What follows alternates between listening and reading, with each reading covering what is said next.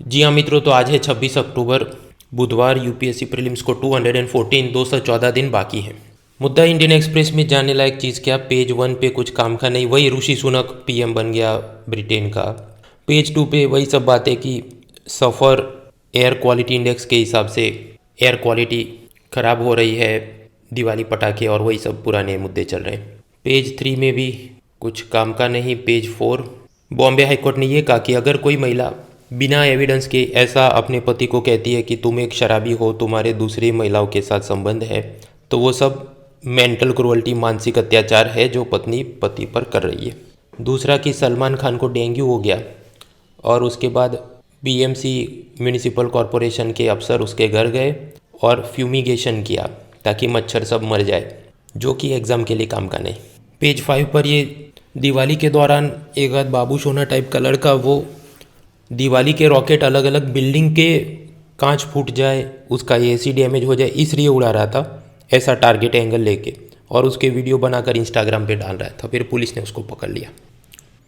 ये भी सीधा एग्ज़ाम के लिए काम का नहीं, लेकिन अब सोचिए कि सोशल मीडिया में मशहूर होने के लिए पॉजिटिव काम भी किए जा सकते हैं, लेकिन ऐसा नेगेटिव टाइप की चीज़ें करके ही लोग मशहूर बनना चाहते हैं।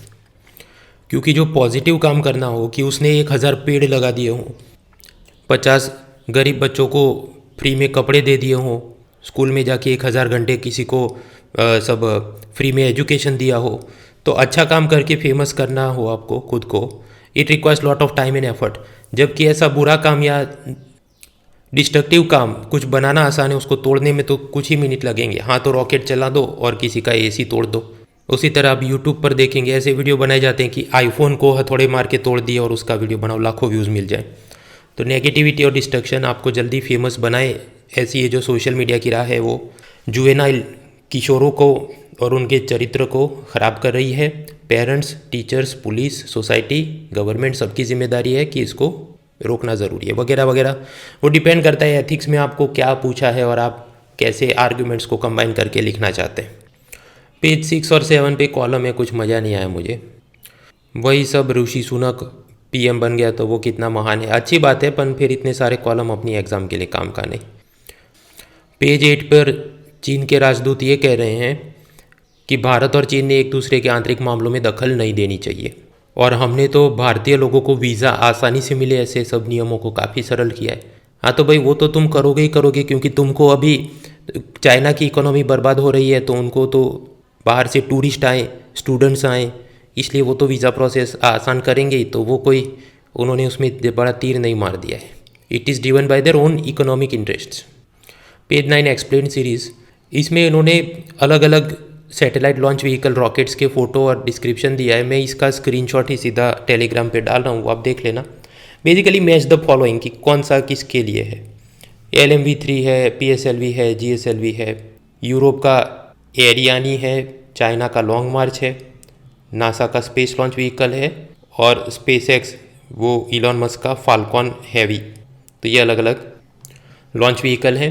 दूसरा जानने लायक ये कि कोई भी रॉकेट को अपनी धरती से लोअर अर्थ ऑर्बिट यानी कि करीब 200 किलोमीटर दूर तक भेजना हो, तो उसमें मान लीजिए 1000 लीटर पेट्रोल तो नहीं, उनका जो फ्यूल लगता है वो लगता है। लेकिन एक बार वहाँ पहुँचा दिया 200 किलोमीटर, उसके बाद आगे जितना भेजना हो तो उसमें करीब आधा ही पेट्रोल लगे, कि मतलब 200 किलोमीटर तक भेजने के लिए 1000 लीटर मान लीजिए पेट्रोल लगता हो, तो उसके बाद 200 से लेके फिर 400 तक उसको जब पहुंचाना है तो हो सकता है 500 लीटर में काम हो जाए। इसका कारण क्या है? क्योंकि जब हम किसी चीज़ को पृथ्वी से 200 किलोमीटर तक उड़ाते हैं तो अर्थ की ग्रेविटी, गुरुत्वाकर्षण उसको बहुत खींचता है। फिर अपना जो एटमॉस्फेयर है उसमें जितनी हवा है उसका घर्षण, उसको फ्रिक्शन लगता है।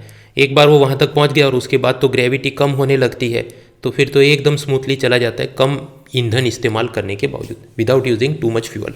फिर दूसरी एक्सप्लेन सीरीज़ की क्लाइमेट चेंज से लोगों की हेल्थ ख़राब होगी, वो तो सेल्फ एक्सप्लेनेटरी है। ऋषि सुनक को क्या तकलीफ होगी वो कल ही हमने जान लिया था। पेज 10 व्हाट्सएप कल 2 घंटे तक बंद था। भाई मुझे तो पता ही नहीं चला, क्योंकि मैं पूरा दिन उस पर चिपका नहीं रहता, और आपको भी चिपका नहीं रहना चाहिए। पढ़ाई पे ध्यान दो। जब भी आप पढ़ रहे हैं तो मोबाइल को तो एकदम दूरी रख देना चाहिए और फिर पढ़ना चाहिए। हर थोड़ी देर में व्हाट्सएप स्टेटस चेक करूं कौन क्या लिख रहा है, कौन क्या रिप्लाई कर रहा है, तो आपका पूरा दिन कहाँ ख़त्म हो जाएगा, you will not even realize. मित्रों, आसाम में एक म्यूज़ियम खोला गया जिसका नाम था मियाँ म्यूज़ियम।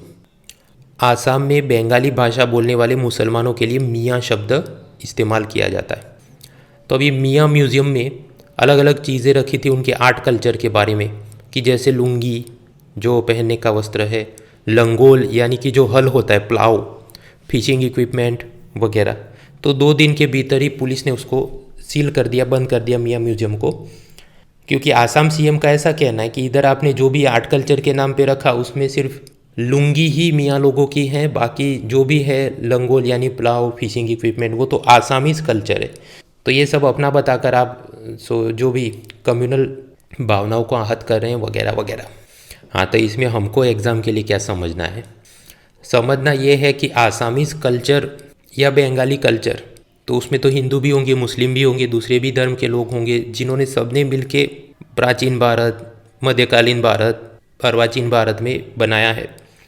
और अब ये जो नया माहौल चल रहा है कि हर चीज़ को हिंदू मुस्लिम के लेंस से देखा जाए, तो ये सब चीज़ें समाज में सौहार्द को, कम्युनल हार्मनी को के सामने ये चुनौतियाँ हैं। Page 11 economy, IRDAI, insurance regulatory and development authority of India, जो कि इंश्योरेंस सेक्टर बीमा क्षेत्र का नियंत्रक है, सुपरवाइजर, रेगुलेटर है। उन्होंने एक समिति बनाई है, थॉमस देवासिया चेयरमैन है।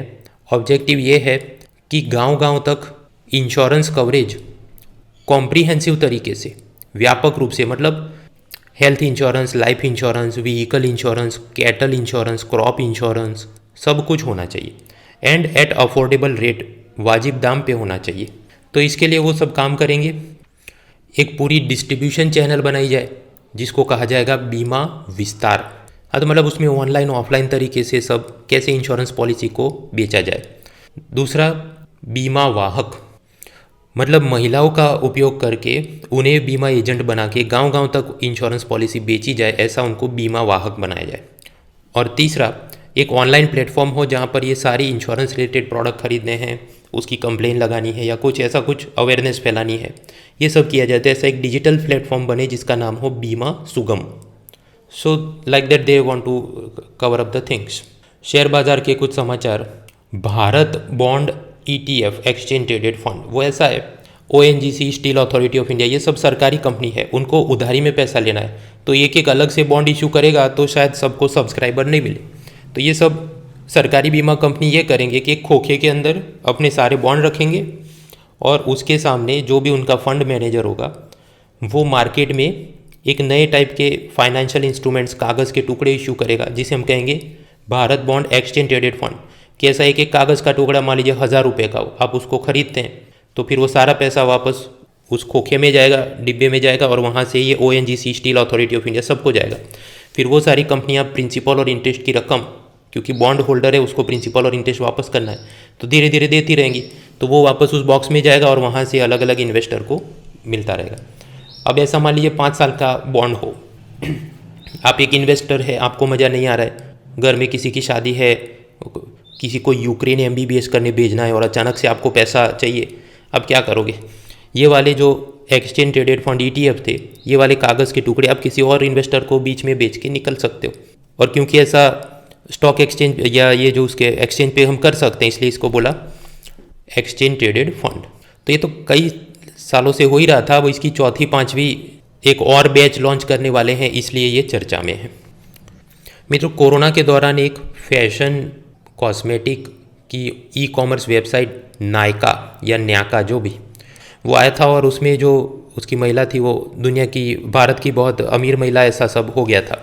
अब गौर करने वाली बात यह है कि ये जो नायका कंपनी के शेयर्स जब IPO, इनिशियल पब्लिक ऑफर में आए थे, तो 1125 रुपये में वो लिस्ट हुए थे। अब उसके नीचे उसका प्राइस गिर के 2% और नीचे गिर गया। ज़ोमैटो से लेके जितनी पेटीएम वगैरह जितनी कंपनी आई थी, जो भी उनके मोटे मोटे दाम पे शेयर इशू हुए थे, वो सब अब नीचे गिर गए। तो ये जो कोरोना के दौरान शेयर मार्केट की रैली हुई थी, सब जैसे स्टीरॉयड लगाते हैं शरीर में और शक्ति आ जाती है, उसी तरह ये अमेरिका के अंदर जो क्वांटिटेटिव एजिंग चली, जिसके चलते फॉरेन पोर्टफोलियो इन्वेस्टर वाले ढेर सारा पैसा इंडियन शेयर मार्केट में दबा दबा के उन्होंने ठूसा और ये सब लोग गुब्बारे की तरह चढ़ गए थे। अब वो गुब्बारे की हवा धीरे धीरे निकल रही है, वो सब फॉरेन इन्वेस्टर अपना माल बेच के बाहर जा रहे हैं। तो जिसके चलते इंडिया का रुपया भी कमज़ोर हो रहा है और शेयर बाज़ार भी गिर रहा है और ये जो इन्वेस्टर थे उनके भी पैसे धीरे धीरे डूब रहे हैं। एप्पल जिसने आईफोन 14 लॉन्च किया था, उसका जो भी वो प्रोडक्शन करते होंगे कि दिन में 1000 मोबाइल बनाने हैं, वो उन्होंने अब कम कर दिया कि दिन में 100 बनाएंगे तो काफ़ी है, क्योंकि कोई ख़रीद नहीं रहा है। तो मतलब ये तो होना ही था। आप हर 4 महीने पे नया फ़ोन लॉन्च करेंगे तो कौन खरीदेगा, इनफाइनाइट पैसा तो नहीं है सबके पास। आगे बढ़ते हैं, पेज 12 ग्लोबल न्यूज़ में वही सब, ब्रिटेन का नया पीएम, रशिया यूक्रेन का रोना, वही सब। फीफा वर्ल्ड कप कतर में हो रहा है, जिसके चलते वहाँ बहुत सारे फॉरेन टूरिस्ट आएंगे, फुटबॉलर्स आएंगे, न्यूज़पेपर मीडिया वाले आएंगे। तो उन सबको रखने के लिए कतर में जो ऑलरेडी होटल और किराए के मकानों में लोग रहते होंगे, उनको वो होटल मालिक, मकान मालिक धक्के मार के निकाल रहे हैं कि अब से हमारा किराया होगा, जो भी था पहले 100 रुपये होगा, तो अभी सीधा हम 150 रुपये करते हैं, क्योंकि ये तो फॉरेनर्स जो आएंगे वो तो मुँह फाड़ के पैसा देंगे, क्योंकि उनको कुछ दिन के लिए रहना है और हमको भी मुँह फाड़ के पैसा बनाना है, तो वो सब उनको भगा रहे हैं। तो कतर के जो एग्जिस्टिंग रहने वाले लोग थे उनको काफ़ी परेशानी हो रही है, क्योंकि मकान मालिक उनसे अब 1.5 गुना 2 गुना किराया मांग रहे हैं कि इतना दो वरना निकल जाओ, मुझे तो वो फुटबॉल और उसकी टीम जो आएगी उसको रखना है यहाँ पर। हाँ, तो इसमें हमको क्या समझना है? समझना इंटरव्यू स्टेज के लिए ये है कि अगर इंडिया में हम लोग ओलंपिक की मेज़बानी करना चाहते हैं तो तब ऐसे कुछ प्रॉब्लम्स इंडिया में भी आ सकते हैं। तो इंडिया के अंदर ये जो रेंट कंट्रोल और रेंट अग्रीमेंट के कानून है, यूनियन गवर्नमेंट नहीं बना सकता क्योंकि वो राज्य सरकार के सूची में आता है। तो यूनियन गवर्नमेंट ने अपनी तरफ से जो मॉडल, ये जो भी होम टेनेंसी का एक्ट बनाया होगा किराएदार और मकान मालिक के बीच रिश्तों में, तो उसमें ऐसी चीज़ों पे भी गौर करना होगा भविष्य में जब ऐसी यूनिक इवेंट्स होने वाली हो। मित्रों, यूपीएससी में अब तक 2 बार पूछा गया है कि कैपिटलिज्म, पूंजीवाद के चलते इंक्लूसिव ग्रोथ, समावेशी विकास नहीं हो सकता, क्योंकि कैपिटलिज्म में market forces of supply and demand will decide everything. तो अगर कैपिटलिज्म के लेंस से हम लोग देखें तो ये कतर के अंदर जो मकान मालिक कर रहे हैं वो सही है कि मकान की डिमांड बढ़ रही है फीफा वर्ल्ड कप के चलते, तो किराया बढ़ाना वो बराबर है। लेकिन सामने ये जो भी टीचर्स थे, स्टूडेंट्स थे, वर्कर्स थे, लोअर मिडिल क्लास फैमिली थी, उनको अचानक से निकाल देना तो वो तो ठीक नहीं है। इसलिए again state control is necessary. Total free market नहीं होना चाहिए। मकानों की ये जो चीज़ें होती हैं, ओनरशिप, रेंट, इन सब पर कानून नियम होना ज़रूरी है। Corporate governance, mains paper for ethics का मुद्दा। अमेरिका का कोई एक रैप स्टार है कान्ये वेस्ट, तो उसने यहूदी जू पीपल के खिलाफ कुछ आपत्तिजनक बयान दिए थे। ट्विटर और इंस्टाग्राम ने तो उसका अकाउंट ब्लॉक कर दिया। अब अडिडास जो जूते बनाती है और ये इसका ब्रांड एम्बेसडर था, उन्होंने भी इसे निकाल दिया है। तो अडिडास ने जो निकाल दिया, तो क्या उसको दिल से बुरा लगा कि तुमने यहूदियों के खिलाफ ऐसा क्यों बोला इसलिए निकाला, या फिर कि क्योंकि अडिडास को पता है कि ये सब चलेगा तो यहूदी लोग हमारे जूते नहीं खरीदेंगे तो हमारा फाइनेंशियल लॉस होगा इसलिए निकाला? तो कॉर्पोरेट गवर्नेंस तो उसकी बात नहीं करता है।